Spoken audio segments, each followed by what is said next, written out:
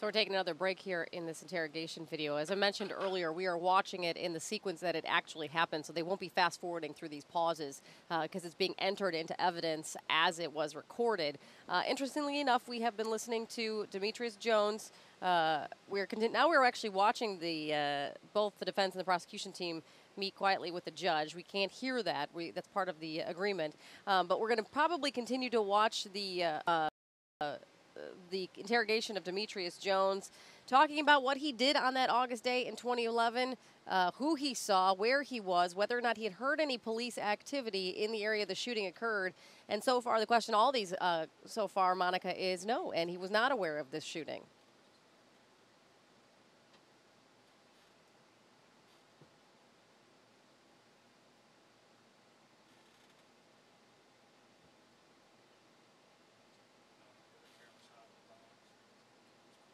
Well, it depends on how the defense team is going to paint the picture. Now, we've got a lot of this video left to see, so his demeanor could change drastically here, and then we may better understand the defense team's strategy in this.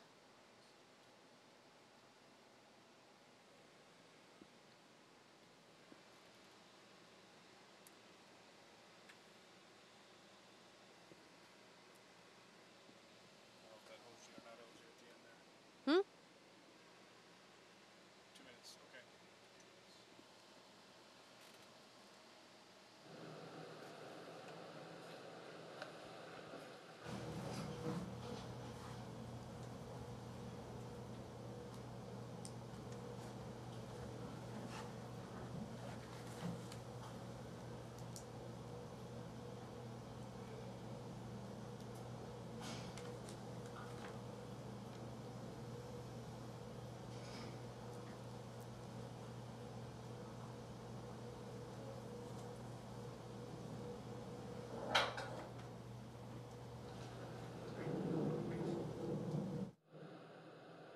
The fuck?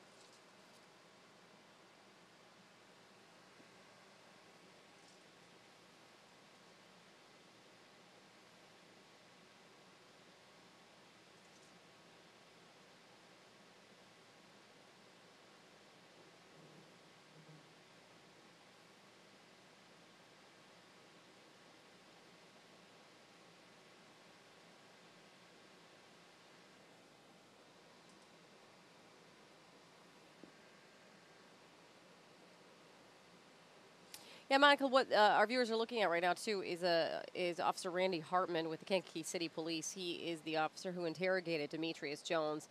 That's the video that's playing in the monitor that you see there, too. Right now, the officer had stepped out of the room to get Demetrius Jones some coffee on that day. as the interrogation occurred. Let me run down a little bit of how this interrogation has gone thus far. It started with him asking Jones where he lives, who his family members are, and then on to what he did that day in August 2011 that the shooting occurred.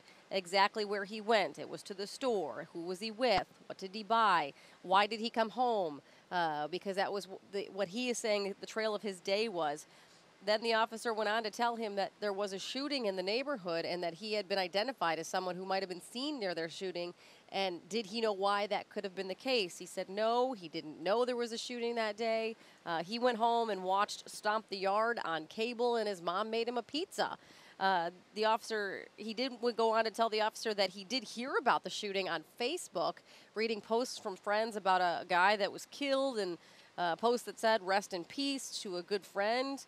And he said that was the only reason he actually knew about the shooting. The officer has asked him several times if anybody has a beef with him. He had recently gotten out of prison when this occurred, and he asked him if there's somebody who might have had a problem. He's asked them that question several times, and each time he answers no. We had talked about the defense in this case is that he's a scared kid who fired because it was self-defense. And we're kind of waiting to see how this interrogation goes because thus far he's been sitting in his chair, somewhat relaxed, without a shirt on. At one point he was stretching out and cracking his back and cracking his neck. And he actually got up with the police officer and they were checking his height to see if he was as tall as the police officer. He had some water with him. He's been stroking his beard, just acting very relaxed, very comfortable, nonchalant about the afternoon. So it doesn't seem like he's been too concerned thus far. And right now, as I mentioned, he is waiting for Officer Hartman to come back into the room and this interrogation continue. The interrogation, we assuming, are supposed to be about 3 hours long, so we'll probably hear all of that. We're also learning a little bit more about his background, who his associates are. He is an admitted member of the gang Gangster Disciples, so they're talking a little bit more about that as well.